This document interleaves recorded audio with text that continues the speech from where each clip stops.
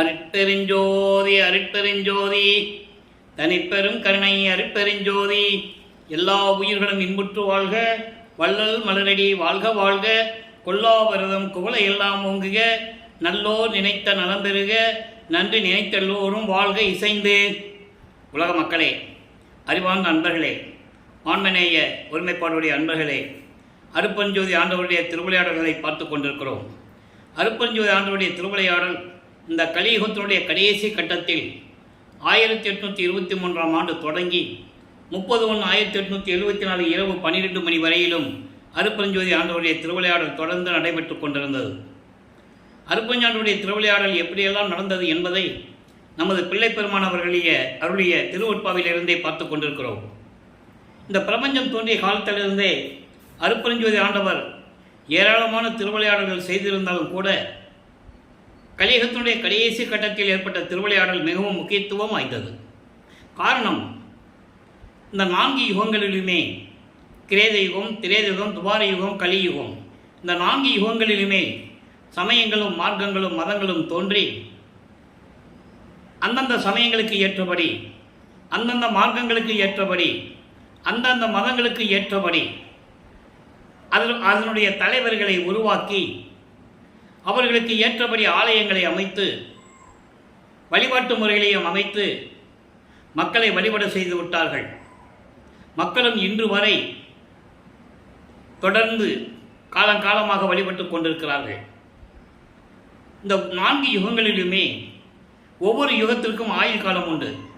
நான் ஏற்கனவே கூறியது போல கிரேத யுகத்திற்கு 17,28,000 வருடங்களும், திரேத யுகத்திற்கு 12,96,000 வருடங்களும், துவார யுகத்திற்கு 8,64,000 வருடங்களும், கலியுகத்திற்கு 5,000 வருடங்களும், இப்படி ஒவ்வொரு யுகங்களுக்கும் ஆயுள் காலம் உண்டு. அந்தந்த ஆயுள் காலம் முடிவடையும் போது அந்த யுகத்தில் தோன்றிய சமயங்களும் மதங்களும் அழிந்துவிடும், மார்க்கங்களும் அழிந்துவிடும். இப்படி ஒவ்வொரு யுகத்திலும் தோன்றிய சமயங்களும் மதங்களும் மார்க்கங்களும் அழிந்து போன பிறகு இந்த உலக மக்களுக்கென்று ஒரு யுகம் வேண்டும். இப்போ சதுர யுகத்தில் இருந்து கொண்டிருக்கிறோம். ஒளி யுகம், சத்தியுகம் என்று கூட சொல்லுவார்கள் பிள்ளை பெருமானவர்கள். அப்போ இந்த மார்க்கத்தில் இருக்கின்ற மக்களுக்கு ஒரு ஆன்மீக மார்க்கம் வேண்டும். அந்த ஆன்மீக மார்க்கம் சமரசமாக இருக்க வேண்டும். உலக மக்களெல்லாம் அந்த மார்க்கத்தை ஏற்றுக்கொண்டு சமரசமாக வாழ வேண்டும். முரண்பாடுகள் இல்லாமல், வேற்றுமைகள் இல்லாமல், சண்டை சச்சரவுகள் இல்லாமல் எல்லாரும் ஒற்றுமையோடு இன்புற்று வாழ வேண்டும் என்பதற்காகவே அருட்பெருஞ்சோதி ஆண்டவர் சுத்த சன்மார்க்கத்தை உருவாக்கி அதை தன் மகன் கையில் ஒப்படைத்து தன் மகனை இந்த பூலோகத்திற்கு வருவிக்க செய்து 51 ஆண்டுகள் தன் மகனை இந்த பூலோகத்திலே உலாவ விட்டு இந்த சுத்த சன்மார்க்கத்தை உலக மக்களிடம் சொல்ல வைத்து அதன் பிறகு தன் மகனோடு 2 கலந்து கொள்ளுகிறார் அருட்பெருஞ்சோதி ஆண்டவர்.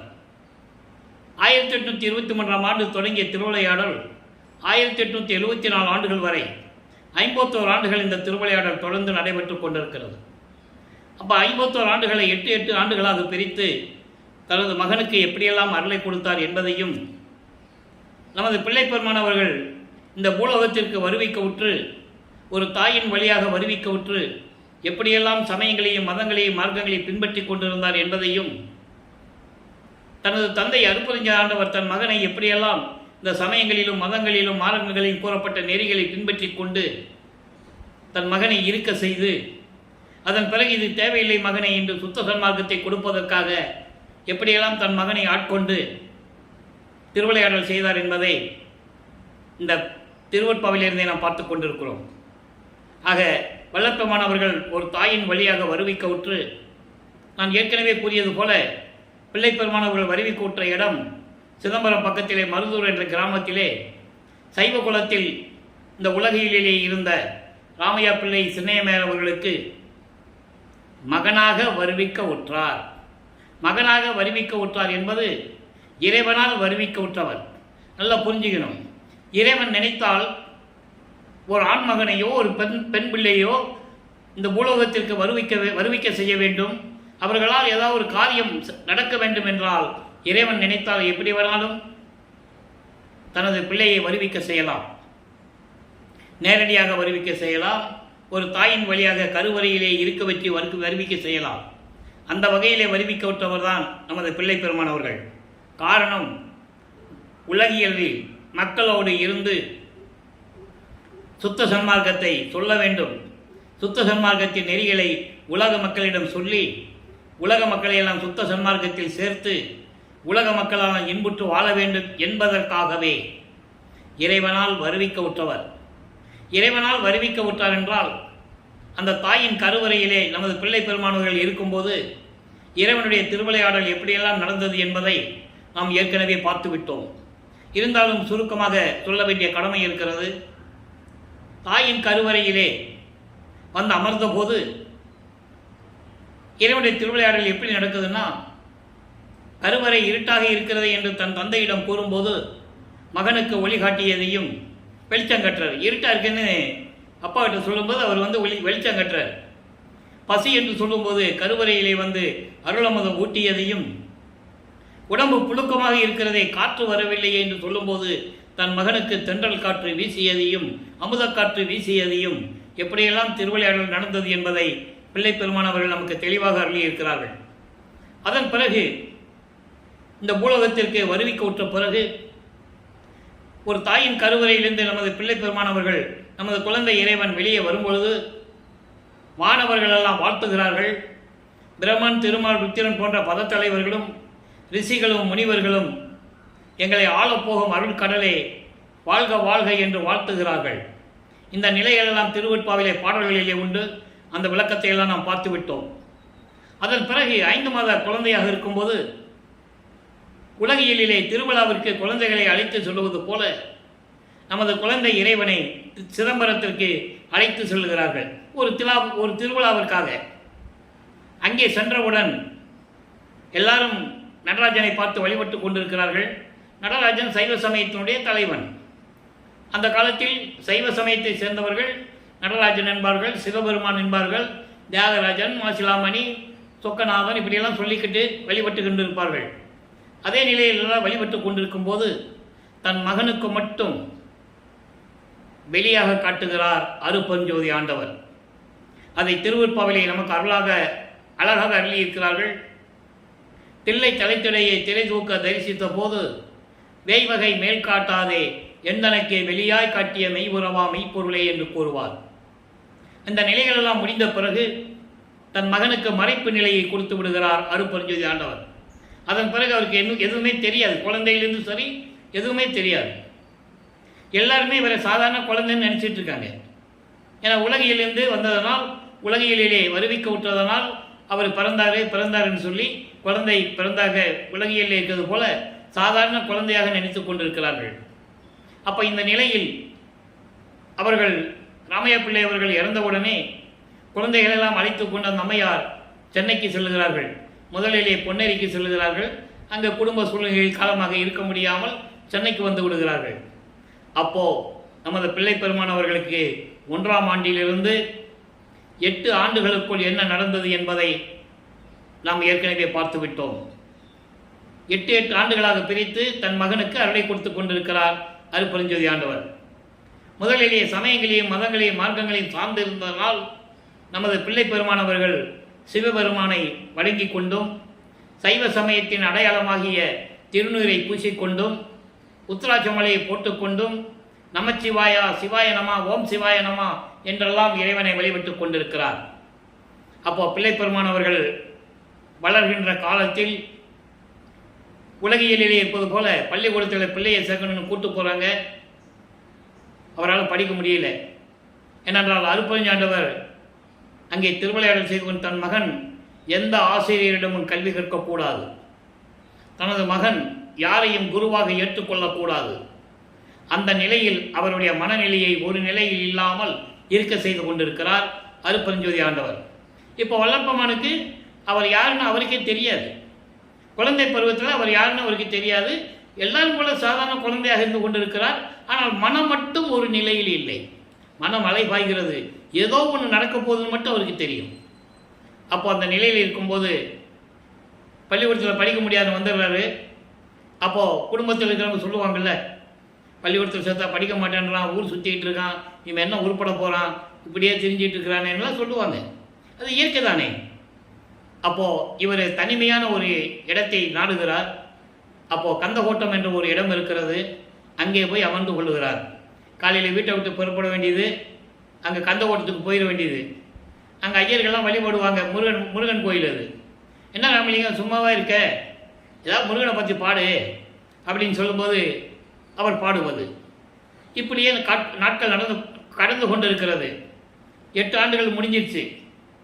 அப்போ 9வது ஆண்டு தொடக்கத்தில் 2வது எட்டில் அடி எடுத்து வைக்கும்போது 9வது ஆண்டு தொடக்கத்தில் இறைவன் அவர் முன் தோன்றி, என்னால் வருவிக்க உற்ற மகன் நீ, காரணம் காரியங்களெல்லாம் உனக்கு முன்பருவம் பின்பருவம் காட்டி அருள் செய்வோம், ஞானத்தை பெற்றுக்கொள் என்று சொல்லி மகனுக்கு ஞானத்தை கொடுத்து விட்டு மறைந்து விடுகிறார். அதன் பிறகு நமது பிள்ளை பெருமான் அவர்களுக்கு இறைவனால் வருவிக்க உற்ற மகன் என்ற மட்டும் தெரியும். வெளியே யார்த்தையும் சொல்லவும் முடியாது, சொல்லவும் கூடாது. அப்போ அந்த நிலையில் இருக்கும்போது சைவங்களையும் மார்க்கங்களையும் அந்த மதங்களுடைய நெறிகளையும் பின்பற்றி கொண்டு சைவ சமயத்தினுடைய தலைவன் சிவபெருமானை வணங்கி கொண்டிருக்கிறார். இப்போ 9வது ஆண்டிலிருந்து 12 ஆண்டுகளுக்குள் 1ஆம் திருமுறை உருவாகிறது.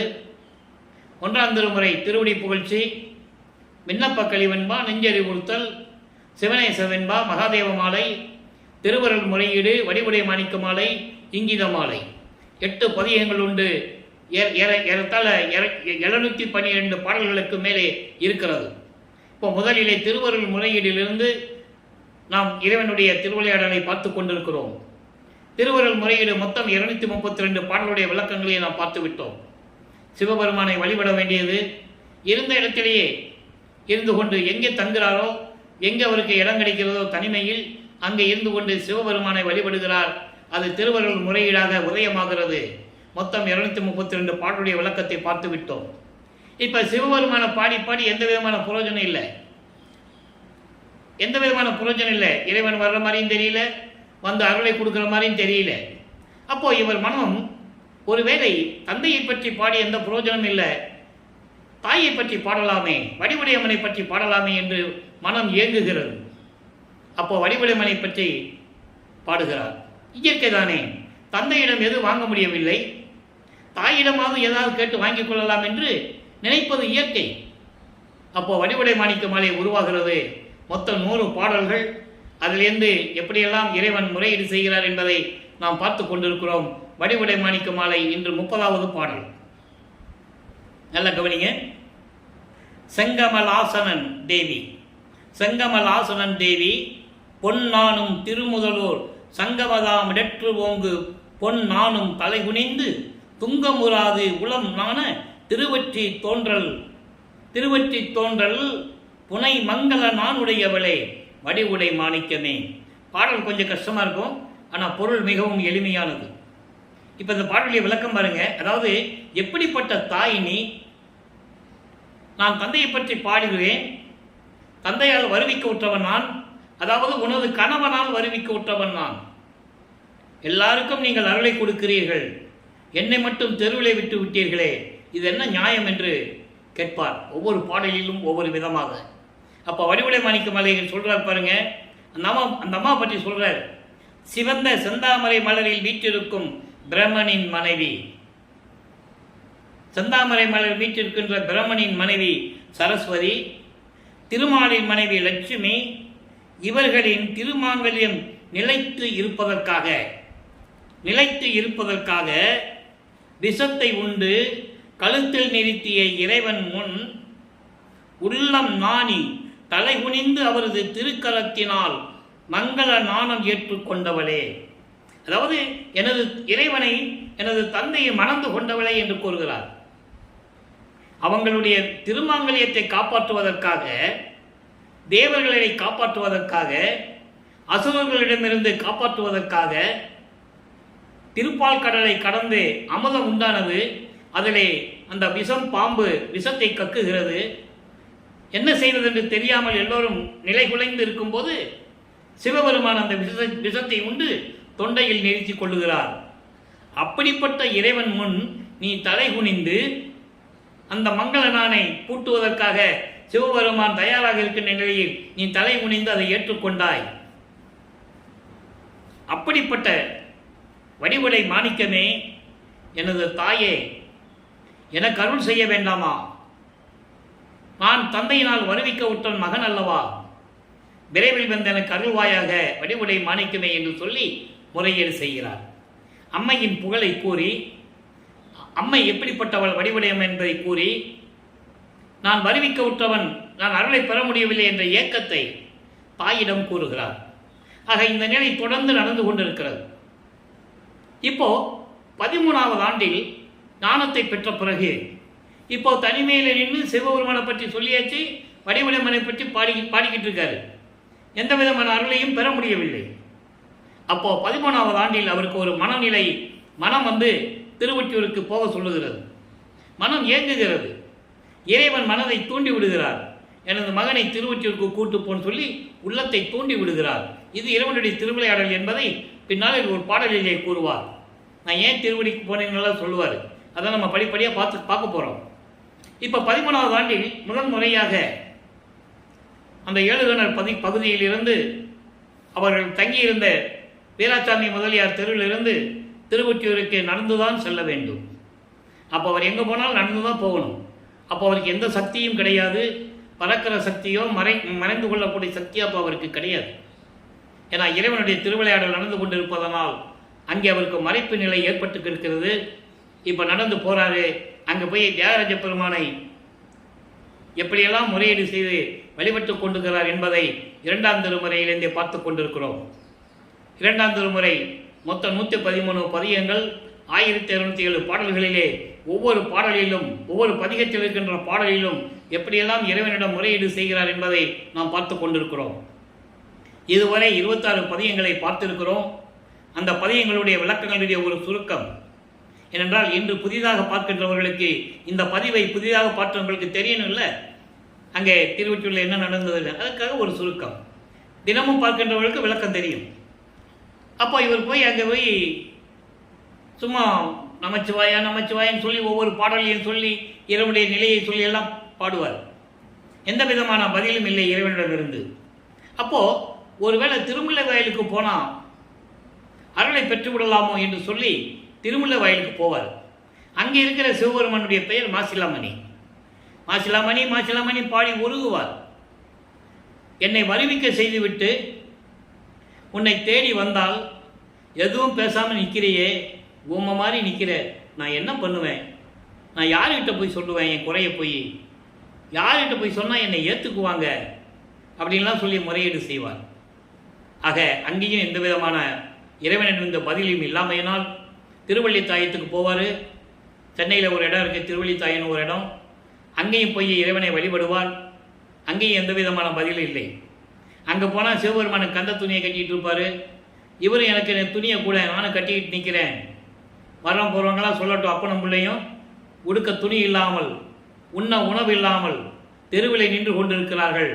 தன் மகனை தெருவிலை நிறுத்திவிட்டான் என்று இந்த உலக மக்கள் சொல்லட்டும். இந்த பழி எனக்காக அல்ல, உன்னை சூழ்ந்து விடுமே என்று சொல்லி நான் பயப்படுகிறேன், வேதனைப்படுகிறேன் என்று சொல்லாம் சொல்லுவார். அந்த பாடல்களெல்லாம் அற்புதமாக இருக்கும். அப்போ எந்த விதமான பதிலும் இல்லாமல் இப்போ எழுத்தறியும் பெருமான் என்ற பதிகத்திலே இறைவனை எப்படி வேண்டுகிறார் என்பதை பார்த்து கொண்டிருக்கிறோம். அதாவது பதிகம் 20, 2ஆம் திருமுறை எழுத்தறியும் பெருமான் மாலை 30வது பாடல். வடிவுடை மாணிக்க மாலையில் 30வது பாடல் எப்படி இருக்குது?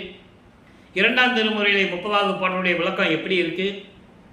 அதன் பிறகு நடராஜபதி மாலையிலே 30வது பாடல் 6ஆம் திருமுறைக்கு வரும்போது எப்படி இருக்கிறது? அனுபவ மாலையிலே 30வது பாடல் எப்படி இருக்கிறது? இந்த விளக்கங்கள் எல்லாம் உங்களுக்கு கவனித்து கொண்டு வந்தால் தெளிவாக புரியும். சமயங்களும் மதங்களும் மார்க்கங்களும் இல்லாத காலகட்டத்தில் சுத்த சன்மார்க்கத்தை பெற்ற பிறகு இறைவன் யார், அந்த இறைவன் எப்படிப்பட்டவன் என்ற நிலையெல்லாம் உங்களுக்கு புரியும். இப்போ எழுத்தறியும் பெருமான் மாலை 30வது பாடல். ஒல்லையே நஞ்சு அனைத்தும் உண்ட தயாநிதி, ஒல்லையே நஞ்சு அனைத்தும் உண்ட தயாநிதி, நீ அல்லையோ நின்று இங்கு அயர்வேன், நின்று இங்கு அயர்வேன், முன்வந்து ஒரு சொல் சொல்லாயோ, ஒற்றியூர் தூய திருக்கோயில் உள் நீ இல்லையோ, ஐயா எழுத்தறியும் பெருமானே அப்படின்னு சொல்கிறார். அதாவது ஏற்கனவே வடிவுடை மாணிக்க மாலையிலே அந்த அம்மா கிட்ட சொல்லும்போது இறைவனை பற்றி சொல்லும்போது என்ன சொன்னாரோ அதை இங்கே இறைவனை பார்த்து நேரடியாக சொல்லுகிறார். அரக்கர்கள் தேவர்களை துன்புறுத்தும் போது அவர்களை காப்பாற்றுவதற்காக அமுதத்தை தருவதற்காக பார்க்கடலை கடையும் போது அமுதம் உண்டாகும் போது பாம்பு அதனை விஷத்தை கக்கும் போது உமிழ்கிறது. கக்கும்போது அதை எடுத்து இவர் சாப்பிட்டு கழுத்தில் நிறுத்திக்கிறார். அப்படி முழுவதுமாக உண்டு தேவர்களை காப்பாற்றிய தயவான அருள் செல்வமே, இப்பொழுது உன்னாலே வருவிக்க உற்று நீ தேவர்களை காப்பாற்றினாய். உனக்கு தேவையான நேரத்தில் எந்தெந்த திருவிளையாடல் செய்யுமோ செய்து கொண்டிருக்கிறாய். தேவர்களை காப்பாற்றினாய். அதே நேரத்தில் என்னையும் இந்த பூலோகத்தை வருவிக்க செய்துவிட்டு என்ன காரணம்னு தெரியாது. நல்லா புரிஞ்சுக்கணும். நீங்க இறைவனால் வருவிக்க விட்டவன் சொல்லிட்டு மறைஞ்சிட்டாரு. அப்போ சமயத்தின் தலைவனாகிய சிவபெருமான இடத்துல வந்து சொல்லிட்டு போயிட்டாரு. இப்போ அப்படி என்னை வருவிக்க செய்த நீ என்ன காரணத்திற்காக என்ன நோக்கத்திற்காக என்னை வருவிக்க செய்தாய் என்று எனக்கு தெரியவில்லை. இப்பொழுது உன்னாலே வருவிக்க விட்டு இந்த பூலோகத்தில் துன்பப்படும் உனது மகனின் முன் தோன்றி உனது மகன் முன் தோன்றி ஒரு சொல்லாவது சொல்ல மாட்டாயா? பதிலே சொல்ல மாட்டாயா? திருவொற்றியூர் கோவிலிலே உள்ளே நீ இருக்கிறாயா இல்லையா என்ற சந்தேகம் எனக்கு இப்போ எழுகிறது. ஏனென்றால் திருவொற்றியூரிலே பார்த்து விட்டேன், திருமுல்லையிலும் பார்த்து விட்டேன், திருவள்ளித்தாயத்திலே போய் பார்த்து விட்டேன். இப்போ மறுபடியும் திருவொற்றியூரிலே வந்து உன்னை வேண்டுகிறேன், நீ இங்கே இருக்கியா இல்லையா? இல்லையோ ஐயா, எழுத்தறியும் பெருமானே விரைவில் வந்து அருள்வாயாக என்று சொல்லி இந்த பாடலை நமக்கு அள்ளியிருக்கிறார்கள். ஆக இறைவனிடம் முறையீடு செய்வது இப்படியே அவருடைய நிலைகள் தொடர்ந்து கொண்டிருக்கிறது. இப்போ மூன்றாம் திருமுறை உருவாகிறது. மூன்றாம் திருமுறை என்பது வல்லப்பெருமான் அவர்கள் 2:8 முடித்துவிட்டு, அதாவது 16 ஆண்டுகளை கடந்து வருவிக்க உற்று 16 ஆண்டுகளை கடந்து, நான் ஏற்கனவே கூறியிருக்கிறேன், வல்லப்பெருமானை பற்றி பேசும்போது அவரை வயதை பற்றி குறிப்பிட்டு பேசவே கூடாது. இறைவனுக்கு ஏது வயது? வருவிக்கோற்றாண்டிலிருந்து. ஏனென்றால் புராணங்களில் காவியங்களை நீங்கள் படிச்சிருப்பீங்க, யாரையும் வயசை சொல்லவே மாட்டாங்க. நல்லா புரிஞ்சுக்கணும். நீங்கள் இந்த வயசுலேருந்து இப்படி இருந்தார், இந்த வயசுலேருந்து இப்போ உதாரணமாக முருகன் எடுத்துக்கோமே, இறைவனால் நெற்றிக்கண்ணிலிருந்து வருவிக்கோற்ற மகன் எல்லாருக்கும் தெரியும். வல்லப்பெருமானே சொல்கிறாரு, அவங்களெல்லாம் நீ நெற்றிக்கண்ணிலிருந்து கொண்டு வந்த, தண்ணியிலிருந்து கொண்டு வந்த, மரத்துக்கடியிலிருந்து ஒரு ஆளை கொண்டு வந்த, ஆனால் என்ன மட்டும் ஏன் ஒரு தாயின் கருவறையிலிருந்து கொண்டு வந்தேன்னு கேட்பாரு. எங்கே? மகாதேவ மலையில் கேட்பாரு. அதனுடைய விளக்கங்களே நம்ம பார்க்க போகிறோம். என்னை மட்டும் ஒரு தாயின் கருவறையில் துர்நாற்றம் பிடிச்ச இடத்துல என்னை இருக்க வச்சு, என்னை திணற வச்சு, என்னை மட்டும் ஏன் அப்படி வருவிக்க செய்தான்னு கேட்பார். அதுக்கு தந்தை பதில் சொல்லுவார். அந்த பதிலெல்லாம் நம்ம பின்னால் பார்க்க போகிறோம். இப்படியெல்லாம் இருக்கும்போது, அந்த நிலையில் இருக்கும்போது, இப்போ 3வது வீட்டில் இருக்கும்போது இப்போ நிலைகள் மாறுகிறது. இப்போ காட்சி கொடுப்பார். அதே திருவொற்றியூருக்கு போவார். இப்போ திருமலை வயல் தாயத்துக்கும் திருவள்ளி தாயத்துக்கும் திருமலை வயலுக்கும் போக முடியாதுன்னு சொல்லிடுவார். நான் போய் என்ன பிரயோஜனம், கால் வலிக்குது, என்னால் போக முடியாது சொல்லிடுவார். அப்போ திருவொற்றியூர்லேயே தான் இப்போ இருக்கிறார். இங்கேருந்து வீட்டிலேருந்து எந்திரிச்சு போக வேண்டியது, காலையில் யாருக்கும் தெரியாமல் போயிட வேண்டியது, பகலெல்லாம் அங்கே இருந்துட்டு இரவு எல்லாம் தூங்கின பிறகு வர்றது, சில நேரங்களில் அங்கே எங்கேயாவது ஒரு வீட்டு திண்ணையில் படுத்து தூங்கிக்கிறது. இப்படியெல்லாம் நிலைகள் ஓடிக்கொண்டு இருக்கிறது. அப்போ 3ஆம் திருமுறை வரும்போது இப்போ நிலைகள் மாறுகிறது. இறைவன் காட்சி கொடுக்கிறார், அதை பார்த்து மகிழ்ந்து கொண்டிருக்கிறார். அதன் பிறகு காட்சி கொடுத்தாரே தவிர எந்த விதமான ஒரு பதிலும் சொல்லவில்லை, பேசுறதே கிடையாது. காட்சி கொடுக்கிறது, சிரிக்கிறது, மறைஞ்சிருது. அப்போ தன்னுடைய மனக்குமுறலை எப்படியெல்லாம் தன் மனம் இயங்குகிறது என்பதை நாரையையும் கிளிகளையும் தூது அனுப்பி, இறைவனிடம் தூது அனுப்பி விவரம் கேட்டு வர சொல்வார். நாரையும் கிளியும் நாட்டூரும் தூது என்ற பதிகத்திலே நாம் பார்த்திருக்கிறோம். அவருடைய மனநிலை அப்படி இருந்தது. அதன் பிறகு அதுலேயும் பதில் இல்லை. அப்புறம் உலகில் நம்ம என்ன பண்ணுவோம், குடும்பத்தில் ஒரு நல்லது நடக்கணும், இல்லை கஷ்டம் வருது, அதுக்கு பரிகாரம் தேடணும், குறி கேட்பாங்க, ஜோசியம் கேட்பாங்க இல்லையா? அதே மாதிரி இவரும் ஒரு குரத்தி பெண்ணிடவை குறி கேட்கிறதும், குறி ஆராய்ச்சி என்ற பதிகம், அது ஜோதிட நாடல் என்ற பதிகத்திலே ஒருத்தர் போய் ஜோசியம் கேட்கிறதும், இப்படியெல்லாம் அவர் நிலை தொடர்ந்து கொண்டிருக்கிறது. அந்த 3வது 24வது ஆண்டுடைய முடிவில், 24வது ஆண்டினுடைய முடிவில் இப்போ சிவபெருமான், தியாகராஜ பெருமான், சிவபெருமான் எப்படி வேணால் சொல்லிக்கலாம். அவர் இவரை பார்த்து தெருவழியாக ஓடுகிறார். இப்போ அந்த தெருவில் நின்றுட்டு இருப்பார். மூலஸ்தானத்திலிருந்து அவர் வருவார், மகனை பார்த்து சிரிச்சுக்கிட்டே வருவார். இவருக்கு ரொம்ப சந்தோஷமாக இருப்பார். இதெல்லாம் பாடலுடைய விளக்கத்தை தான் சொல்லிகிட்டு இருக்கேன். கற்பனையாகவோ கதையாகவோ அல்ல, பாடலில் இருக்கின்ற விளக்கத்தை உங்களுக்கு சொல்லிகிட்டு இருக்கேன், சுருக்கத்தை சொல்லிகிட்டு இருக்கேன். ஏற்கனவே நம்ம விளக்கமாக பார்த்துட்டோம். அப்போது இந்த நிலையில் இருக்கும்போது இவர் ரொம்ப சந்தோஷப்பட்டு இருப்பார்.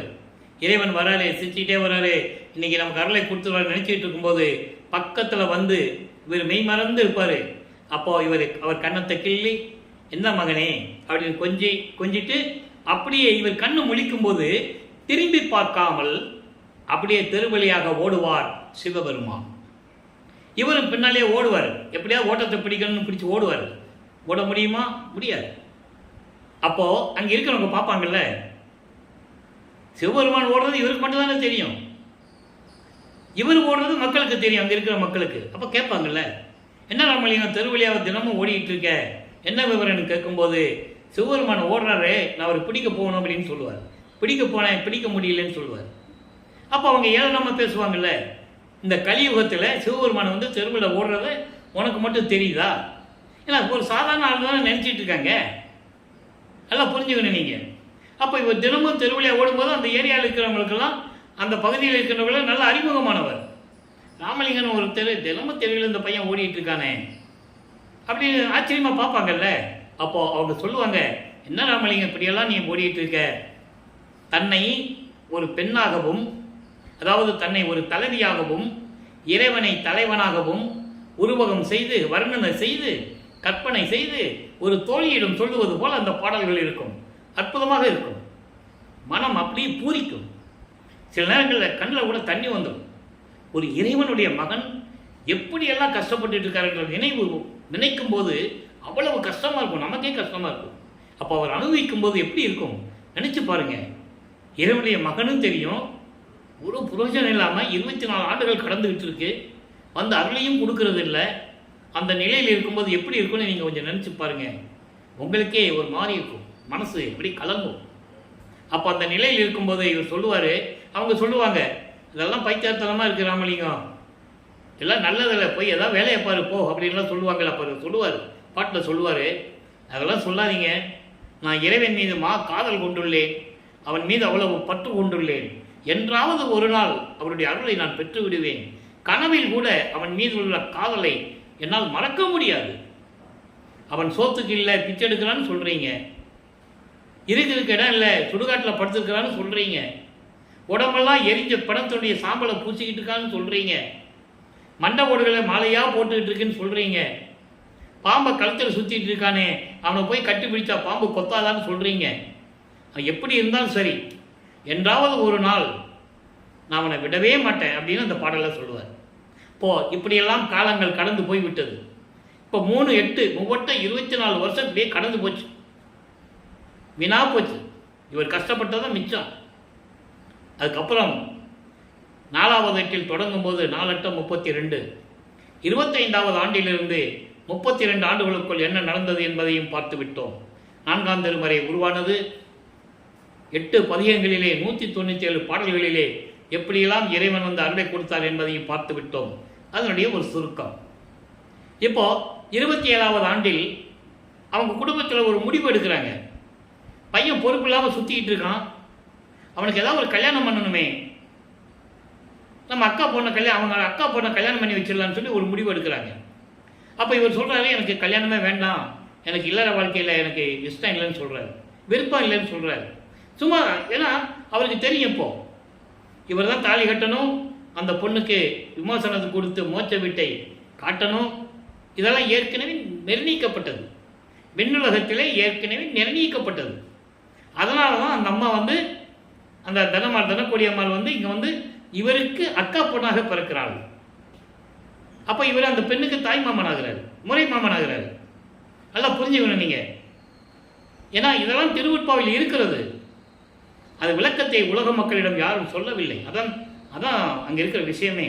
காரணம், இதை படித்தவர்களும் சரி, கேள்விப்பட்டவர்களும் சரி, சமயங்களையும் மதங்களையும் மார்க்கங்களையும் சார்ந்து கொண்டிருந்ததனால் வள்ளல் பெருமானை சொல்லுவதற்கு அவருக்கு மனம் இல்லை. வல்லப்பெருமானுடைய இறைநிலையை பற்றி சொல்லுவதற்கு அவர்களுக்கு மனம் இல்லை. காரணம், அங்கே அந்த சமயப்பற்று, மதப்பற்று, மார்க்கங்களின் பற்று அவர்களை சூழ்ந்து கொண்டிருந்தது. சொல்றதுக்கு வழி இல்லை, சொல்ல முடியல. நல்லா புரிஞ்சுக்கணும் நீங்க. அதனால தான் வல்லற்பெருமானை ஒரு வட்டத்துக்குள்ளேயே நிப்பாட்டினாங்க. சோறுபட சொன்னார், ஜெயபாரணியத்தை பற்றி சொன்னார், இப்படியெல்லாம் சொல்லி ஒரு வட்டத்துக்குள்ளே அவர் நிறுத்தினாங்களே தவிர அவர் இறைவனால் வருவிக்க விட்டவர், இந்த பிரபஞ்சத்தை இயக்கி கொண்டிருக்கிறவர் என்ற நிலையை யாரும் கூறவில்லை என்பதுதான் வேதனையான விஷயம். அந்த விளக்கம் இருக்கட்டும், அதெல்லாம் பேசணும்னா நல்லா மாச கணக்கில் பேசுவேன், அவ்வளோ விளக்கங்கள் இருக்கு. அப்போ இந்த நிலையில் இருக்கும்போது இவர் சும்மா சொல்லலாம் கல்யாணம் பண்ண மாட்டேன்னு சொல்லிட்டார் இவர். அப்போ அவங்க சரி ஒரு சாமியார்கிட்ட கூப்பிட்டு போகலாம். திருவொற்றியூரில் ஒரு சாமியார் ராமலிங்கன்னு ஒருத்தர் இருக்கிறார். அவர் யார்? அருப்பஞ்சோதி ஆண்டவர். அவர் சொன்னாதான் இவர் தாலி கட்டுவார். அப்பா சொல்லட்டும்னு சொல்லி இவர் முடிவெடுக்கிறாரு. அதுக்குள்ளே இவங்க கூப்பிட்டு போகிறாங்க. அங்கே போகிறாங்க. இவர் பார்த்து ராமலிங்க கட்டிடு, மணந்துக்கப்பா, அந்த பொண்ணு மணந்துக்கோ, தாலி கட்டி மனைவியை ஏற்றுக்கோன்னு சொல்கிறாரு. சரி அப்பனே சொல்லியாச்சு, ரைட் அப்படின்னு சொல்லி சம்மதத்தோடு சரின்ட்டாரு. திருமண ஏற்பாடுகள் நடந்து கொண்டிருக்கிறது. அந்த திருமணத்திலே தன்னுடைய திருமண விழாவை பார்த்து ரசித்து வாழ்த்துவதற்காக பிரம்மன், திருமால், ருச்சிரன், மகேஸ்வரன் போன்ற பதத்தலைவர்களும் வானவர்களும் தேவர்களும் ரிஷிகளும் முனிவர்களும் அங்கே இவரை வாழ்த்துவதற்கு காத்து கொண்டிருக்கிறார்கள். மக்களிடம் யாரும் சொன்னாங்களா? இல்லை. ஆக பாடல் இருக்கு. அப்போ தன்னுடைய தந்தையும் தாயும் வரவில்லை என்று அவர் மனம் இயங்குகிறது. அருப்பெருஞ்சோதி ஆண்டவரும் சிவகாமி வள்ளியும் வந்து வாழ்த்துவதற்கு வரவில்லை என்று அவருக்கு மனம் இயங்குகிறது. அதன் பிறகு மணமக்களை வாழ்த்துவதற்காக அருப்பெருஞ்சாண்டவரும் சிவகாமி வள்ளியும் 2 குதிரை மாட்டின தேரில் வந்து மணமக்களை வாழ்த்துவிட்டு செல்லுகிறார்கள் என்பதை பாடல்களில் இருந்தே நாம் பார்த்து விட்டோம். அதன் பிறகு இப்போ சமயப்பற்றுகளை நீக்க வேண்டும், உலகியலை நீக்க வேண்டும், எல்லா பற்றுகளையும் நீக்க வேண்டும். அதன் அடிப்படையிலே இவர் வெள்ளாடை அணிந்து மேலே ஒரு வெள்ளாடையை முக்காடு போட்டு, அது ஏன் முக்காடு போட்டார் என்பதற்கு பெரிய விளக்கமே இருக்கிறது. அதை விளக்கமாக நம்ம தனியாக ஒரு பதிவு போடணும். இப்போ நான் ஏன் முக்காடு போட்டுருக்கேன்னா, நான் ஒரு வள்ளலார் ஊழியன் என்ற ஒரு அடையாளம் தெரிய வேண்டும். நான் சுத்த சன்மார்க்கத்தில் இருக்கிறேன் என்று உணர்த்த வேண்டும். அதற்காகத்தான் இந்த அடையாளம், வள்ளலார் ஊழியன் என்ற ஒரு அடையாளத்திற்காகத்தான் இந்த உடை நான் அணிந்திருக்கிறேன். இதற்கு விளக்கங்களும் நிறைய இருக்கிறது, அதை பின்னாளில் பார்ப்போம். அப்போ இந்த நிலையில் இருக்கும்போது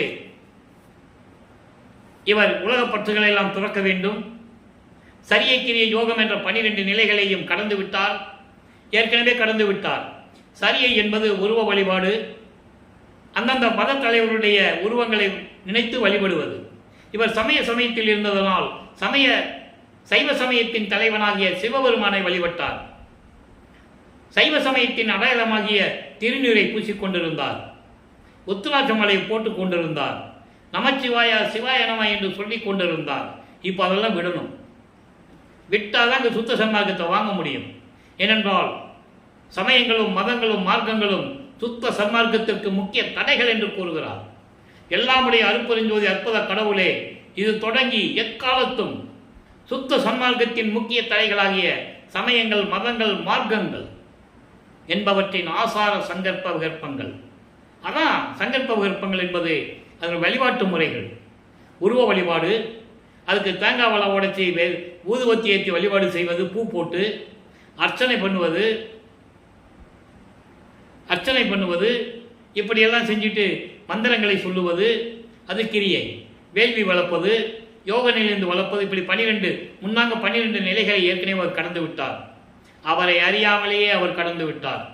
ஏனென்றால் அவரை அறியாமலே அவர் தந்தை கடத்தி சென்று கொண்டு விட்டார். அதன் பிறகு தத்துவங்களை கடக்க வேண்டும், அண்டங்களை கடக்க வேண்டும், 5 பூதங்களையும் தனக்குள் அடக்க வேண்டும், 3 தேகங்களை முத்தேகங்களை பெற வேண்டும், ஏம சித்தியை பெற வேண்டும், தத்துவ சித்தியை பெற வேண்டும், தத்துவங்களை வெற்றியடை செய்ய வேண்டும். அதான் தத்துவ வெற்றின்னு கொடுத்தாங்க, அதெல்லாம் நம்ம பார்த்துட்டோம். இப்படி எல்லா நிலைகளையும் கடக்க வேண்டும். இப்போ இவர் வல்லப்பமானவர்கள் பிரசாத மலையிலே ஏற்கனவே நாம் நிலுவையில் வைத்திருந்த பதிகத்தை பார்த்து கொண்டிருக்கிறோம். காரணம், இங்கே தான் விஷயமே இருக்கு. ஏன்னா வல்லப்பமானவர்கள் வருவிக்க ஒட்டு 202 ஆண்டுகள் முடிவடைந்த நிலையிலும் கூட சுத்த சன்மார்க்கத்தின் நிலையை உலக மக்களிடம் யாரும் கூறவில்லை. அதை பிரசாத மாலையிலே நமக்கு தெளிவாக அருளியிருக்கிறார்கள். இறைவன் மகனிடம் எப்படி சொல்லுகிறார், இனிமேல் உனக்கு திருநீறு தேவையில்லை மகனே என்று சொல்லி ஒவ்வொரு பாடலிலும் எப்படி தத்துவங்களை கடக்கக்கூடிய அருள்களையும், ஐம்பூதங்களை கடக்கக்கூடிய அருளையும், சாகா கல்வியை கடக்கக்கூடிய அந்த அருளையும் எப்படி கொடுக்கிறார் என்பதை பிரசாத மாலையிலிருந்து பார்த்து கொண்டிருக்கிறோம். பாடலின் மூலமாக பாடலில் கூறப்பட்ட உண்மைகளை பார்த்து கொண்டிருக்கிறோம்.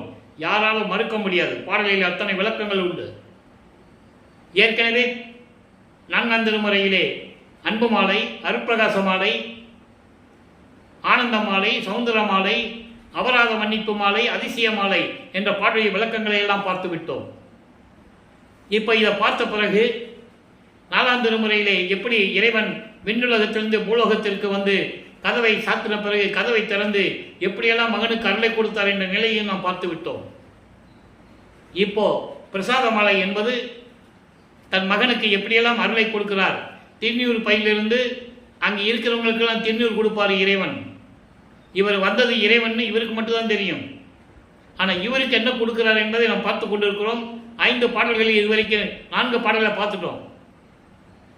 3 பாடல்களில் புத்தேகத்தை கொடுத்தது பார்த்துட்டோம். இப்போ அதுக்கு பிறகு இப்போ தத்துவங்களை கடப்பதை பற்றி பார்த்து கொண்டிருக்கிறோம். அதுக்கான அருளை கொடுப்பார். அது எப்படி கொடுப்பார் என்றது ஒரு சூட்சமமான விளக்கங்கள் இங்கே உண்டு. நல்லா கவனிங்க. உலர்ந்த மரம் தலைக்கும் ஒரு திரு உருவம் தாங்கி, பட்ட மரம் பட்டு போச்சு. இப்போ அந்த பட்ட மரம் தழுத்தா எவ்வளவு செழிப்பாக இருக்கும், பார்க்கறதுக்கு கண்ணுக்கு எவ்வளவு குளிர்ச்சியாக இருக்கும். அதுபோல ஒரு உருவத்தை தாங்கி என் முன் எழுந்தருளி உணர்விலே என் முன்னர் உபந்து ஒரு கருணை புலம்ப. இந்த மகனின் முன்பு எந்த உணர்வும் இல்லாத இருந்த நிலையில் என் முன் தோன்றி மகிழ்ந்து கருணையோடு பொங்கி மலர்ந்த முகம் காட்டி நின்று திருநீர் பையை மலர்கலத்தால் அவிழ்த்து அங்கு வதிந்தவர்களுக்கெல்லாம் அலர்ந்த திருநீர் அளித்து. இதோ முக்கியமான இடம்.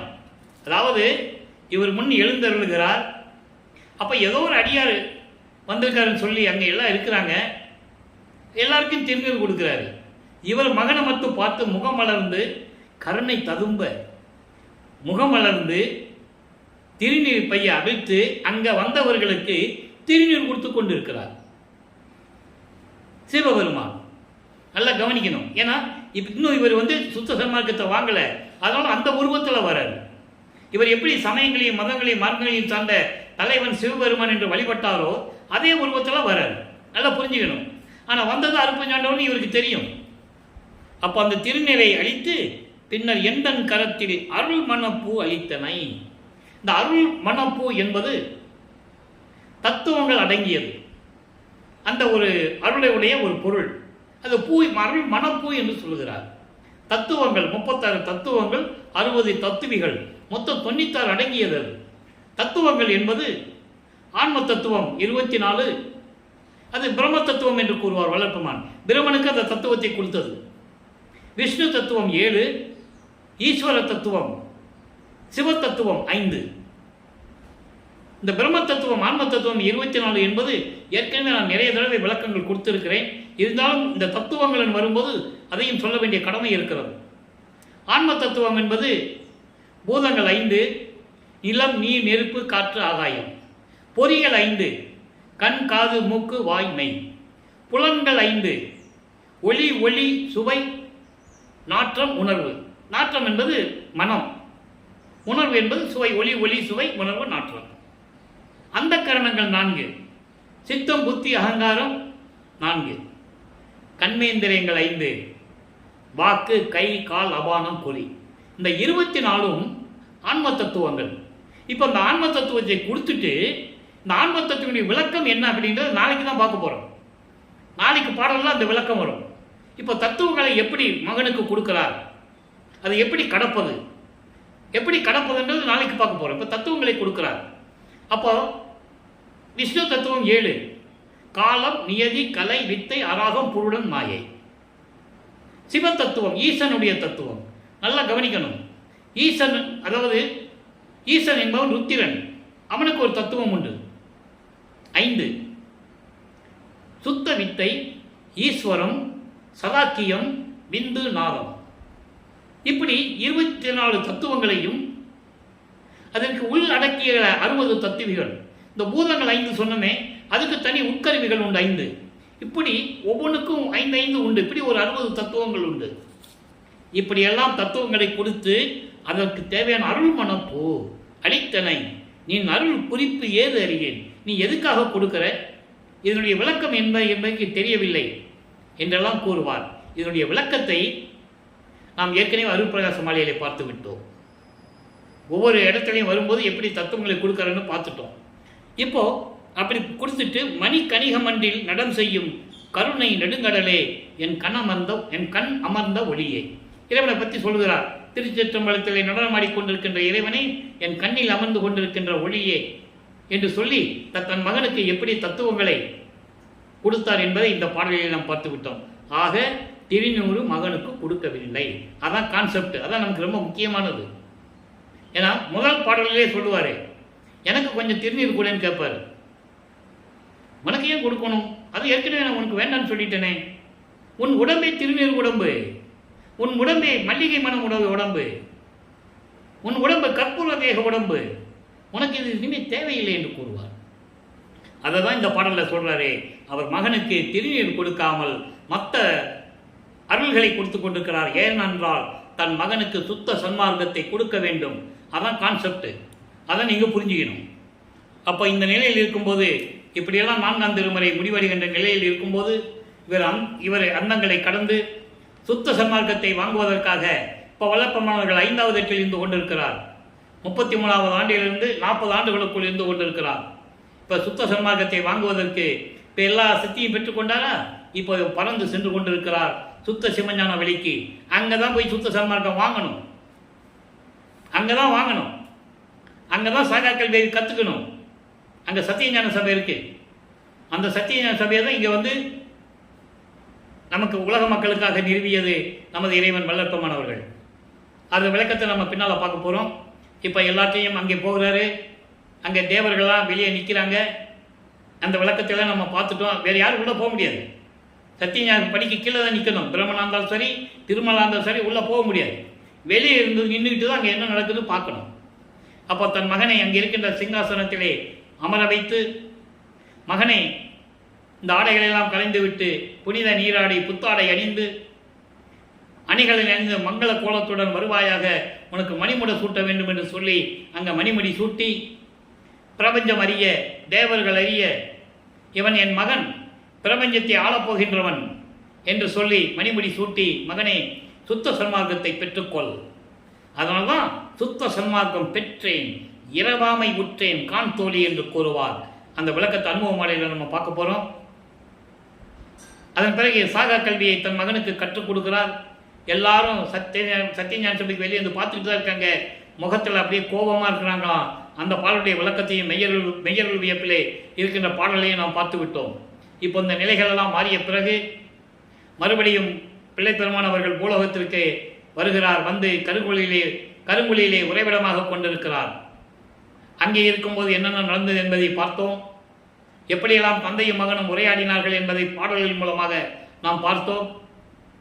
தான் தங்கியிருந்த அந்த இடத்திற்கு ஒரு பெயர் நிலைக்க வேண்டும் என்பதற்காக தண்ணீரால் விளக்கரித்த இல்லம் என்ற ஒரு பெயரை நிறுவிவிட்டு நமது பிள்ளை பெருமானவர்கள் அங்கிருந்து இங்கே வடலூருக்கு வர வேண்டும். காரணம், ஜீவகாரண்ய ஒழுக்கத்தை இந்த பிரபஞ்சத்திற்கு அறிமுகப்படுத்த வேண்டும். அப்போ ஜீவகாரண்ய ஒழுக்கம் என்று வரும்போது ஒரு தர்மசாலையை நிறுவ வேண்டும். அங்கே பசியோடு வருகின்றவர்களுக்கு பசியை போக்க வேண்டும் என்ற நோக்கத்திற்காக ஏற்கனவே பார்வதிபுரம் மக்களில் இருந்து பேசியபடி அவர்கள் அளித்த அந்த நிலத்திலே ஒரே நாளிலே தர்மசாலையை நிறுவி 23/5/1867 தர்மசாலையை ஒரே நாளிலே நிறுவி அன்றே உணவை சமைத்து பசியோடு வருகின்றவர்களுக்கு பசியாற்றிக் கொண்டிருக்கிறார், பசியை போக்கிக் கொண்டிருக்கிறார் நமது இறைவன் வல்லற்பமானவர்கள் என்பதை இங்கே நான் பதிவு செய்ய கடமைப்பட்டிருக்கிறேன். இப்போ வல்லற்பமானவர்கள் 48வது ஆண்டில் இருந்து கொண்டிருக்கிறார். அதாவது 41வது ஆண்டிலிருந்து 48 ஆண்டுகளுக்குள் என்ன நடந்தது, வல்லப்பமானவர்கள் வருவிக்க உற்று அந்த 8 ஆண்டுகளிலே என்ன நடந்தது என்பதை பார்த்து கொண்டிருக்கிறோம். அது முதல் கட்டமாக 1869ஆம் ஆண்டு ஏற்கனவே கூறியபடி நீதிமன்றத்திலே தொடர்ந்த வழக்கு ஆறுமுக நாவலார் என்பவருடைய தலைமையிலே முத்துசாமி ஐயர் என்ற ஒரு வழக்கறிஞரின் மூலமாக மஞ்சக்குப்பம் கோர்ட்டிலே நீதிமன்றத்திலே கடலூரில் இருக்கின்ற மஞ்சக்குப்பம் என்ற நீதிமன்றத்திலே வழக்கு தொடர்ந்தார்கள். நீதிபதி பிரிட்டிஷ்காரரு, பிரிட்டிஷ் கவர்மெண்ட் ஜட்ஜ் அவர். அப்போது வழக்கினுடைய சாராம்சம், கடலூரிலே ராமலிங்க பிள்ளை என்ற ஒரு நபர் எந்த கல்லூரியிலையும் படிக்காமல் இலக்கண இலக்கிய பிழைகளோடு சாதி சமயங்களையும் மதங்களையும் ஜாதிகளையும் சாடிக்கொண்டு குறை சொல்லிக்கொண்டு பாடல்களை ஏற்றிக்கொண்டு அதுக்கு திருவருப்பா என்று பெயரிட்டிருக்கிறார். திருமுறை என்று அழைத்து கொண்டிருக்கிறார். அது திருவருப்பா அல்ல, மறுப்பா என்று அறிவிக்க வேண்டும். இதுதான் அந்த வழக்கினுடைய சாராம்சம். வழக்கு விசாரணைக்கு வருகிறது. எல்லாமே இங்கே உட்கார்ந்துட்டு இருக்காங்க நீதிமன்றத்தில். எல்லா நீதிபதியும் வாதியும் நீதிபதியிடம் சொல்லிக் கொண்டிருக்கிறார்கள், அவர்களுடைய நியாயத்தை சொல்லிக் கொண்டிருக்கிறார்கள். ராமலிங்க பிள்ளை வரவில்லையா என்று கேட்கிறார்கள் பிரதிவாதி. உடனே அந்த நீதிமன்ற ஊழியன் 3 தடவை கூப்பிடுகிறார். ராமலிங்க பிள்ளை ராமலிங்க பிள்ளை ராமலிங்க பிள்ளை கூப்பிடும்போது அங்கே எழுந்தருளுகிறார். நல்லா புரிஞ்சுக்கணும். நீங்கள் அவர் நடக்கணும்னு அவசியம் இல்லை. அவர் எல்லார்களையும் பெற்றவர். அதன் நிலை மக்களுக்கு யாருக்குமே அவரை ஒரு மனிதனாகவே நினைக்கவில்லை அவங்க. அதான் வேதனைப்படக்கூடிய விஷயம். ஒரு இறைவன் மக்களோடு மக்களாக இருந்து கொண்டிருக்கிறார். அதை அவங்களால் உணர முடியவில்லை. காரணம், சாதிகளையும் மதங்களையும் மார்க்கங்களையும் பற்று கொண்டிருக்கிறார்கள். இவர் சொல்லுவதை யாரும் ஏற்றுக்கொள்ள தயாராக இல்லை. பிரபஞ்சத்தின் உண்மையை கூறுகிறார். ஏனால் சாதியும் மதமும் சமயமும் கடந்த இறைவன் அருப்பெருஞ்சோதி என்று கூறுகிறார். சாதியும் மதமும் சமயமும் காணா ஆதியானாதயம் அருப்பெருஞ்சோதி. சாதியும் மதமும் சமயமும் பொய்யென ஆதியில் உணர்த்திய அருப்பெருஞ்சோதி. யாராலையும் உணர முடியவில்லை. அதனால் அவருடைய கொள்கைகளை யாரும் ஏற்றுக்கொள்ளவதாக இல்லை. அப்போ அந்த நிலையில் இருக்கும்போது வாதம் தொடர்கிறது. நீதிபதி கேட்கிறார், நீங்கள் எந்த கல்லூரியிலையும் படித்து புலவர் பட்டம் வாங்கவில்லை என்று கூறுகிறார்களே, எப்படி பாடல்களை இயற்றினீர்கள் என்று கேட்கும்போது, இறைவன் அருளால் இயற்றினேன். இறைவன் சொன்னால் இயற்றினேன். நான் என்னுடைய வார்த்தை இல்லை, எல்லாம் நாயகனுடைய வார்த்தைகள் என்று சொல்ல, இவர் ஏற்கனவே நீதிபதிக்கு காட்சி கொடுத்தது அப்படியே மெய்மறந்த நீதிபதி உணர்கிறார். திருவருட்பாதான் மக்களுக்கு ஏற்றது என்று சொல்லி அந்த வழக்கை தள்ளுபடி செய்கிறார். இந்த நிலையில் இருக்கும்போது தர்மசாலையிலே மீண்டும் வந்து அமர்ந்து கொண்ட போது உத்தரஞான சிதம்பரமாலை உருவாகிறது.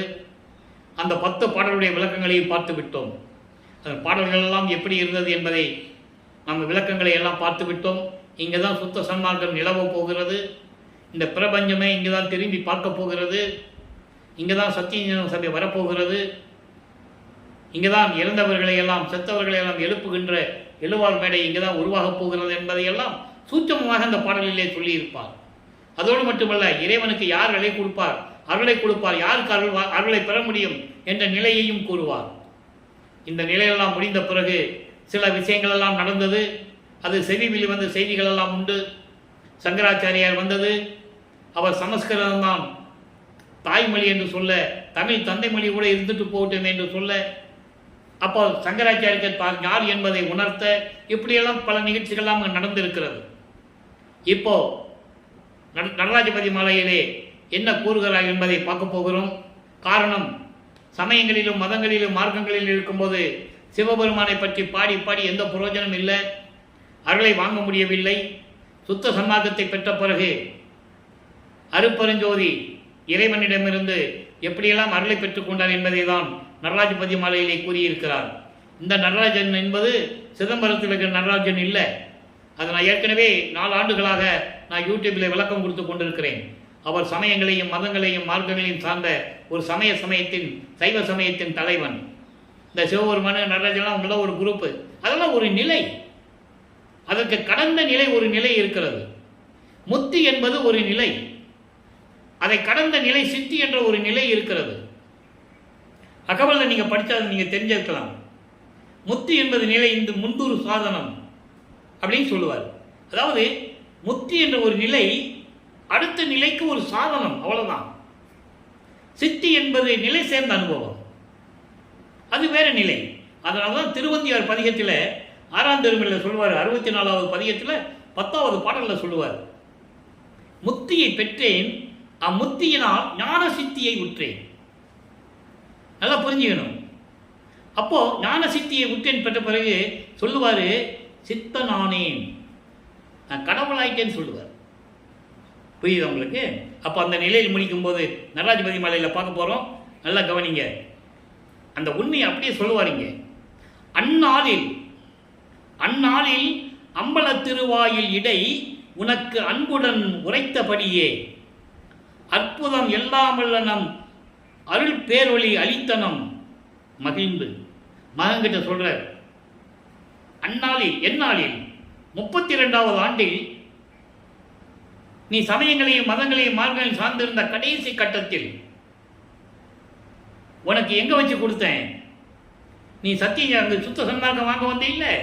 அப்போ அம்பல திருவாயிலிடை சுத்த சிவஞான வெளியிலே இருக்கின்ற சத்தியஞான சபையிலே அன்புடன் உனக்கு நான் என்ன சொன்னனோ, எல்லா அருளையும் கொடுத்து நான் என்ன சொன்னனோ அதை மகிழ்ந்து உன் உள்ளே, அதை மகிழ்ந்து உன் உள்ளத்தில் இருந்து கொண்டிருக்கிறது அல்லவா, அது அப்படியே இருக்கட்டும். இந்நாள் இப்போ எங்க வச்சு? தர்மசாலையில் வச்சு சொல்றாரு. தர்மசாலையில் இருக்கும்போது அப்பா வராரு மகனை பார்க்கறதுக்கு. இந்நாள் ஏன் தர்மசாலைன்னு எப்படி சொல்றேன் நீங்க என்ன கேட்கக்கூடாது, உள்ள இருக்கு விளக்கம்.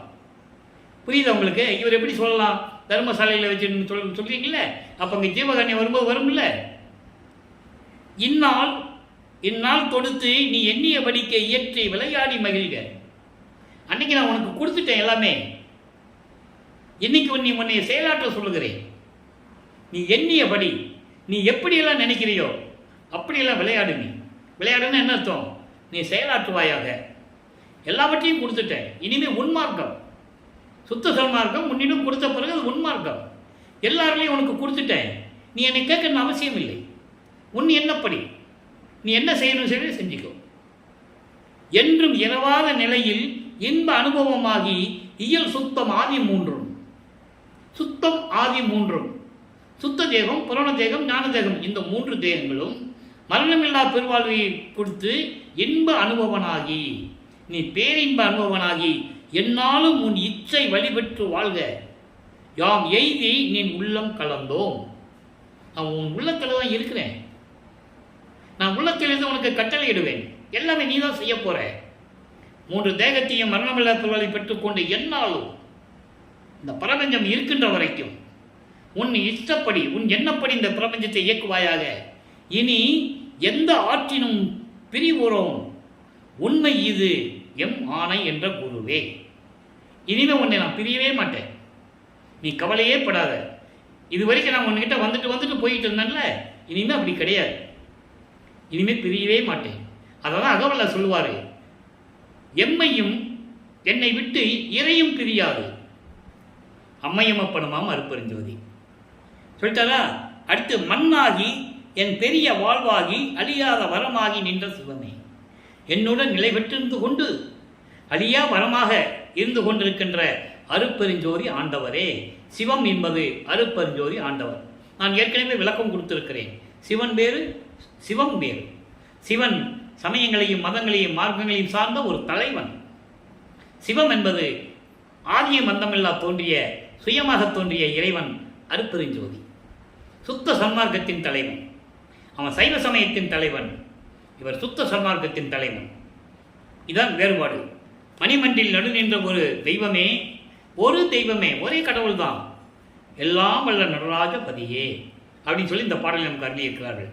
அடுத்து பாருங்க, தனித்திரளங்கள் 110வது பதிகம் 158வது பாடலில் சொல்றாரு. நான் சொன்னேன்ல இப்போ ஆதிய மந்தமில்லா தோன்றிய இறைவன், அது இங்கே சொல்றாரு பாருங்க. இறைவன் கொடுத்த விளக்கம் இது. அதனால்தான் எந்த பாடலுக்கு 97வது பதிகத்திலே நடராஜபதி மாலையில் இருக்கின்ற 30வது பாடலுக்கு தனித்திரளங்களில் 110வது பதிகத்தில் இருக்கின்ற 158வது பாடலிலே ஒரு விளக்கம் இருக்கிறது. இது இறைவனுடைய தயவும் கருணையும் இருந்தால்தான் இதை தொடர்ச்சியாக சொல்ல முடியும். இப்போ பாருங்க, ஆதியும் அந்தமில்லா அருப்பெருஞ்சோதி சொல்லிட்டாரா? ஆதியும் நடுவும் அந்தமில்லாத இறைவன், சுயமாக தோன்றிய இறைவன். ஒரு தாயின் வயிற்றில் முளைக்காதவன் என்று சொல்லுவார். ஒரு தாயின் வயிற்றில் முளைக்காதவன் என்றால் சுயமாக தோன்றிய இறைவன். நல்லா புரிஞ்சுக்கணும். என் உள்ளத்தை நீதியில் கலந்து நிறைந்தது. அப்படிப்பட்ட இறைவனுடைய என்னுடைய உள்ளத்தில் நீதியாக, நேர்மையாக, அருள் வல்லவத்தோடு என் உள்ளத்தில் கலந்து நிறைந்தது. நானும் நித்தியனானேன். இது ஏன் சொல்றாருன்னா, இறைவன் இருப்பதனால் நான் அழிவில்லாதவன் என்று சொல்லுகிறார். நல்லா புரிஞ்சுங்க. மற்றபடி இந்த புராணங்களிலும் காவியிலும் சொல்லப்பட்ட அத்தனை தலைவர்களும் சரி, அவங்க காலகட்டம் முடிந்த உடனே இறக்க வேண்டும். இறந்து அந்த உடம்பை இந்த மண்ணிலே போட்டுதான் செல்ல வேண்டும். சில பேர் முத்தி பெறுவார்கள், சில பேர் ஜீவ சமாதி அடைந்து விடுவார்கள், சமாதி அடைந்து விடுவார்கள். நித்தியனாக இருக்க முடியாது. ஏனென்றால் இறைவன் உள்ளத்தில் இருந்தால்தான் நித்தியனாக முடியும். அதான் சொல்றாரு, நித்தியனானேன் உலகில். உலக மக்களே, சாதியும் மதமும் சமயமும் தவிர்த்து சொல்லிட்டாரா? அகவல்ல சொன்னீங்க சொல்றாரு, சாதியும் மதமும் சமயமும் தவிர்த்து சத்திய சுத்த சன்மார்க்க வீதியில். வீதியில் என்பது நெறியில். உங்களை எல்லாம் உலக மக்களே, சாதியும் மதமும் சமயம் இல்லாத ஒரு மார்க்கம் இருக்கிறதே, சத்திய சுத்த சன்மார்க்கம்.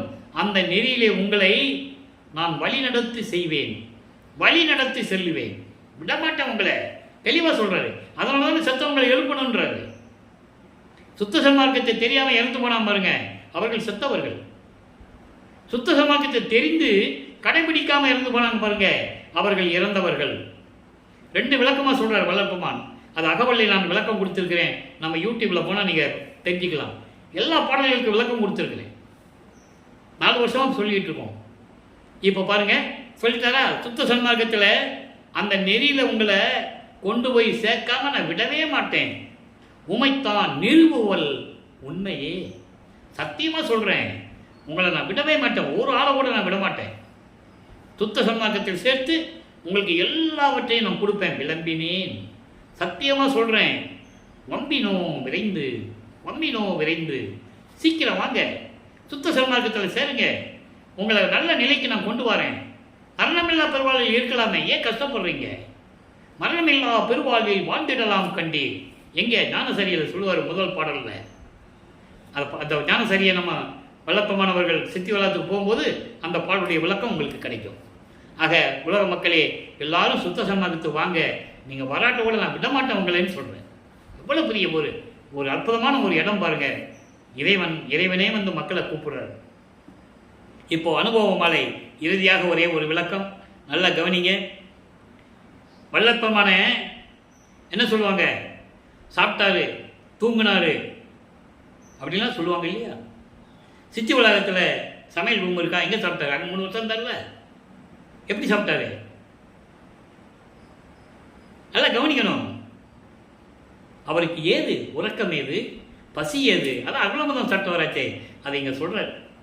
தன்னை மனைவியாகவும் இறைவனை கணவனாகவும் வர்ணனை செய்து, ஏன்னா காதலை சொல்லணும்னா ஒரு ஆணும் பெண்ணும் இருக்கணும். அப்போதான் அந்த காதலை சொல்ல முடியும், அந்த அன்பை சொல்ல முடியும். அந்த வழியில் இந்த பாடலை நமக்கு ஏற்றி இருக்கிறார்கள். உலக மக்களுக்கு என்ன சொல்றாரு பாருங்க. பாடல் வந்து ஒரு பெண்ணாக இருந்து சொல்லுவது போல இருக்கும். நல்லா கவனிங்க. இங்கு சிலர் உண்ணுக என்று என்னை அழைக்கின்றார் என் தோழி. எங்க வச்சு சொல்றாரு? தர்மசாலையில் இருக்கும்போது. நான் இவர்களுக்கு என் சொல்லுவேன் அம்மா, ஓங்கு நிலா மண்டபத்தே என் கணவருடனே உவட்டாத தெல்லமதம் உண்டு பசி தீர்ந்தேன். சொல்லிட்டாரா? உலக மக்களே, என்ன எல்லாரும் சாப்பிடுவாங்கன்னு சொல்றாங்க, சாப்பிடுவாங்கன்னு சொல்றாங்க. நான் அவர்கிட்ட என்ன சொல்றது? நான் என்ன செஞ்சேன்? ஓங்கு நிலா மண்டபத்தே, அங்கே சுத்த சிவஞான வெளியில் இருக்கின்ற சத்திய ஞான சபையில் இருக்கின்றானே எனது கணவர், அதாவது எனது இறைவன் ஆண்டவர், எனது தந்தை, அவர் கொடுத்த அருளமுதத்தை மகிழ்வோடு உண்டேன் என்று சொல்லுகிறார். ஞான தெல்லமுதம் அளித்தாய், நானும் உண்டு துண்ணவே. கொள்ளை என இன்பம் கொடுத்தாய், எனது செல்வப்பிள்ளை என பெயரிட்டாய், தெல்லமுதம் அளித்தாய், சன்மார்க்க சங்கத்தை வைத்தாய். இப்படியெல்லாம் சொல்லுவார். நிறைய இடங்கள்ல உண்டு, ஒரு இடம் 2 இடம்ல. நான் அருளமுதம் உண்டவன். ஒரு தாயின் கருவறையிலே இருக்கும்போது அருளமுதம் உண்டவன். நல்லா புரிஞ்சுக்கணும் நீங்கள். அதான் சொல்கிறாரு, அங்கேயே நான் அருளமதம் உண்டவன் திகட்ட திகட்ட உவட்டாது திகட்ட திகட்ட தெள்ளமதம் உண்டு பசி தீர்த்தேன். இதையெல்லாம் இவங்ககிட்ட சொல்லிட்டு இருக்க முடியாது, மக்கள்கிட்ட இதெல்லாம் சொல்லிட்டு இருக்க முடியாது. தேன்புழலே என் தோழியே, இங்கு இனி எனக்கு பசி வரி அப்போது செப்புகின்றேன். எனக்கு பசி வந்தால் நான் சொல்கிறேன், என்னை ஏன் தொந்தரவு பண்ணுறீங்க? இப்போது சிறிது இழைத்தல் வேண்டாம், இப்போ எனக்கு தொந்தரவு செய்ய வேண்டாம், என்னை தொந்தரவு செய்ய வேண்டாம். ஏன் சொல்கிறாரு? நான் அமுதம் உண்டவன். அதை சொல்கிறதுக்கு இவ்வளவு விவரமாக சொல்கிறார், வேற ஒன்றும் இல்லை. எனக்கு பசி இல்லை, தூக்கம் இல்லை, மலஞ்சலம் கழிக்க வேண்டிய அவசியம் இல்லை அப்படின்னு என்ன அர்த்தம்? நான் இறைநிலையில் இருந்து கொண்டிருப்பவன், நான் அருளமதம் உண்டவன் அப்படின்னு உலக மக்களுக்கு சொல்கிறார். இப்போது சிறிது இழைத்தல் வேண்டாம், இப்போது என்னை தொந்தரவு பண்ண வேண்டாம். ஏங்களார நீ அவருக்கு தெரிவிப்பாய். தர்மசாலையிலேருந்து எல்லாம் வந்து இன்னைக்கு இப்படி சொல்லிட்டு இருக்காங்கல்ல, சாப்பிடு சாப்பிடுன்னு, நீ போய் அவங்களுக்கு சொல்லு. ஒரு தோழியிடம் சொல்வது போல சொல்கிறார். மற்ற அங்கே இருக்கிறவங்க, மற்ற இருந்தவரும் விரிந்தவரும் இனிது புசித்ததற்கே. என்னை யாரும் எதிர்பார்க்க வேண்டாம், நான் அருளமதம் உண்டவன், எனக்கு பசி இல்லை. பசி வரும்போது நான் சொல்லுகிறேன், என்னை தொந்தரவு செய்ய வேண்டாம். இங்கே இருக்கின்றவர்களும் விருந்தாளியாக வந்து இருக்கின்ற மற்ற ஊர்களிலிருந்து, மற்ற இடத்திலிருந்து, தொலைவில் இருந்து வந்து இருக்கின்றவர்கள் எல்லாம் பசிக்காக இருந்து கொண்டிருக்கிறார்கள். அவர்கள் பசி தீர வேண்டும், அவர்களை சாப்பிட சொல்லுங்கள். அழகா சொல்றாரு, அவர்களை சாப்பிட சொல்லுங்கள், இனிது புசித்ததற்கே. அவர்கள் சாப்பிட்டு சந்தோஷமாக பசி தீர்ந்து இங்கிருந்து செல்லட்டும் என்று கூறுகிறார். எனவே தான் இறைவன் பெற்ற அருள்களை எல்லாம் அனுபவ மாலையிலே கூறுகிறார். எனவே அன்பர்களே, நீங்களும் சுத்த சன்மார்க்கத்தில் இணைந்து ஜோதியை வழிபட்டு, அருப்பெருஞ்சோதி ஆண்டவரை வழிபட்டு, அருப்பெருஞ்சோதி அருப்பெருஞ்சோதி தனிப்பெருங்கனை அருப்பெருஞ்சோதி என்ற மகாமந்திரத்தை உச்சரித்து, கொலையும் புலையும் தவிர்த்து சைவ நெறியில் இருந்து கொண்டு ஜீவகான்ய உணர்வோடு இறைவனை வணங்கி இறைவனுடைய அருளையும் செல்வங்களையெல்லாம் பெற்று நீங்கள் இந்த வையகத்திலே வாழ்வாங்கு வாழ வேண்டும் என்று வாழ்த்தி, இறைவனுடைய தயவோடையும் கருணையோடையும் விடைபெறுகிறேன். இந்த வள்ளலார் ஊழியன். மீண்டும் நாளை சந்திப்போம். நன்றி, வணக்கம். அருட்பெருஞ்சோதி அருட்பெருஞ்சோதி தனிப்பெருங்கருணை அருட்பெருஞ்சோதி. நாளையும் இறைவனுடைய திருவிளையாடல் தொடரும். கண்டு மகிழ்ந்து எப்படிப்பட்ட இறைவனை பெற்றிருக்கிறோம் என்று பெருமிதத்துடன் மகிழ்ந்து நீங்கள் இறைவன் அவர்களை பெற்றுக்கொள்ள வேண்டும்.